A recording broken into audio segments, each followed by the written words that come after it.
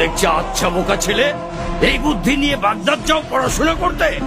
তুমি না বললে তো কেউ জানতেই পারতাম না যে তোমার কাছে এত মূল্যবান সম্পদ আছে। আমার লোকেরা তো তোমার শরীর ঘেটেও কিছু পায়নি।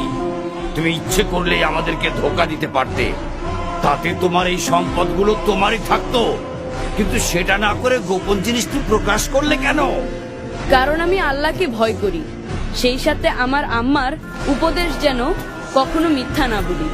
বিপদে পড়লে যেন আল্লাহরই আশ্রয় চাই, মিথ্যার নয়। কি বললে তুমি? আমার উপদেশ বিপদও মিথ্যে বলা যাবে না?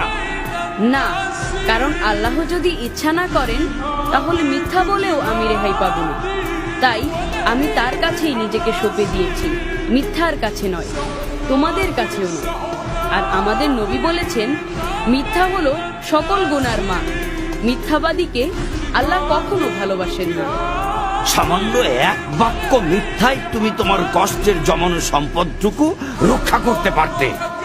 আমি বরং তার চেয়ে বড় সম্পদ রক্ষা করেছি, সেটি হলো সত্য, মহান আল্লাহর হুকুম আর আমার মায়ের উপদেশ। স্বর্ণমুদ্রার জন্য আমার কোনো আফসোস নেই। সত্যের চর্চায় এতটাই নির্ভীক এই বালক, এই সাহস, এই ভরসা সে কোথা থেকে পেল? কত বড় সাহস! সর্দারের মুখে মুখে কথা! তোর ঘাড় থেকে মাথাটা নামিয়ে দেবো আজ। থামো! কাল কিয়ামতে মহান রবের সামনে আমাকে মিথ্যাবাদী হিসেবে দাঁড়াতে হবে না। এর চেয়ে খুশির সংবাদ আর কি হতে পারে? এই বালক মায়ের কথার অবাধ্য হচ্ছে না, আর আমি আল্লাহর অবাধ্যতাকে পেশা বানিয়ে নিয়েছি। হায় খোদা, কি হবে আমার পরিণতি? আমাকেও তো একদিন মরতে হবে। কাল কিয়ামতে আল্লাহ যখন জিজ্ঞেস করবেন দুনিয়াতে আমাকে লুটপাট করার জন্য পাঠানো হয়েছিল কিনা, তখন আমি কি জবাব দেব? আমাকে তুমি ক্ষমা করে দাও বাবা, ক্ষমা করে দাও। আজ তুমি আমার চোখ খুলে দিয়েছো।